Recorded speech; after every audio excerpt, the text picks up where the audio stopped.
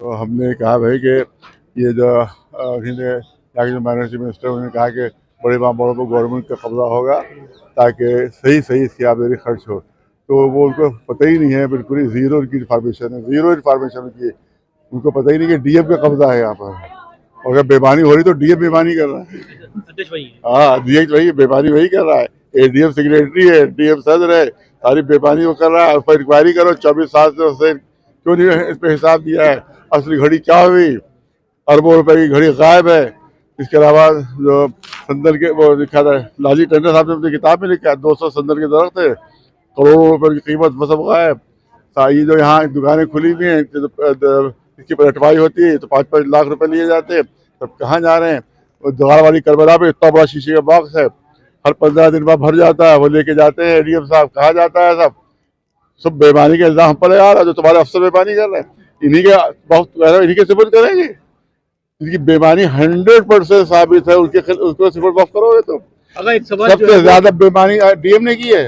अब वक्त commitment bill के बारे और में दूसरी चीज ये है कि तोसा ये जाके शाही शिफाखाना चौक में देख लीजिए, पूरा बेच दिया गया। किसके अंडर पे? कमिश्नर के।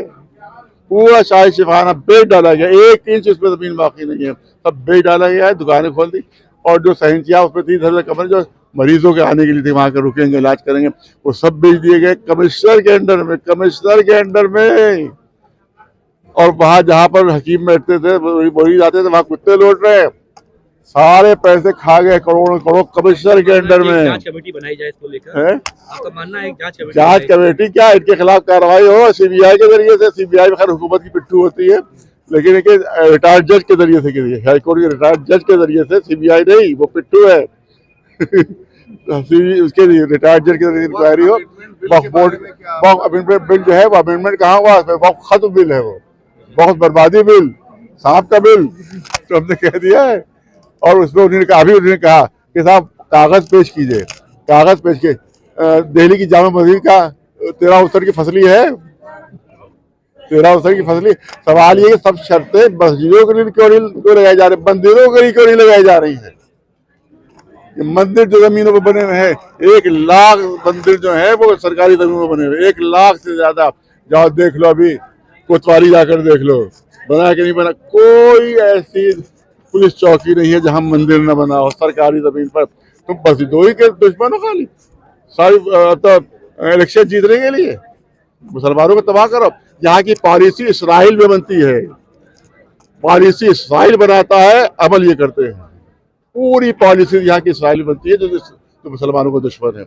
वहाँ पॉलिसी बनती है मुसलमानों को तबाह कर रही, अमल उसको ये करते हैं। इनकी अपनी कोई पॉलिसी नहीं, वहाँ बनती है पॉलिसी। तो यही पॉलिसी जितनी भी है सब ये इसराइल की बनाई पॉलिसी। अगर ये बिल पास हो जाता है तो क्या आप रिव्यू करेंगे? देखिए, बिल पास सिर्फ दो की गद्दारी से बिल पास हो सकता है, नीतीश साहब और नायडू साहब। ये अगर गद्दारी करेंगे, इनकी प्लानिंग ये है कि अपने एमपी को गायब कर देंगे उस दिन।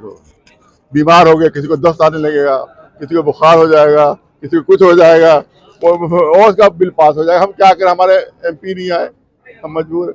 ये धांधली इनकी है, ये धांधली चलने न दी जाए वहाँ के मुसलमान। लिहाजा हर तरफ प्रोटेस्ट हो, पीसफुल प्रोटेस्ट हर तरफ हो, क्योंकि सबसे ज्यादा बिहार और तेलंगाना में प्रोटेस्ट मुसलमानों को करना चाहिए।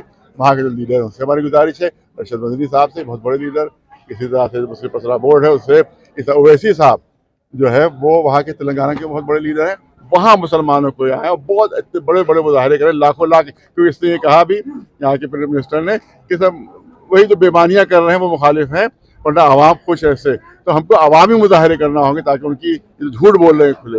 और कहा कि साहब 5-5 लाख में कब्रें बेची जा रही हैं, इसने कहा भी, अल्पसंख्यक मिनिस्टर ने कहा 5-5 लाख। मैं कह रहा हूँ कि सबूत दो, प्रूफ करो। अगर प्रूफ नहीं करते तो तुम इस्तीफा खुद दो या योगी जी को हटाए, क्योंकि योगी जी के नाम पर ऐसे झूठे मक्कार लोग दाग हैं, तो झूठ बोल रहे हैं, झूठे इल्जाम लगा रहे हैं कि 5 लाख। एक भी साबित कर दो, हम तुम्हारे बिल के साथ हो जाएंगे। ये यूपी में 1952 की 1359 फसली पे जो है माना जा रहा है, जबकि 1977 से लेकर 88 तक सर्वे गवर्नमेंट ने खुद कराया था। तो उसमें जो प्रॉपर्टी निकल के आई थी उसको ना मान के 1952 की फसली पे मान रहे हैं, इस पर आपको क्या कहना है? इसका मतलब यह है कि इनके खुद अपने जो गवर्नमेंट अफसरान, उन पर कोई भरोसा नहीं है, उन पर भरोसा नहीं है। तुम जब उन पर भरोसा नहीं कर रहा तो डीएम पे सपोर्ट कैसे कर रहा था बाबा, जब तुमको खुद भरोसा नहीं उनके ऊपर।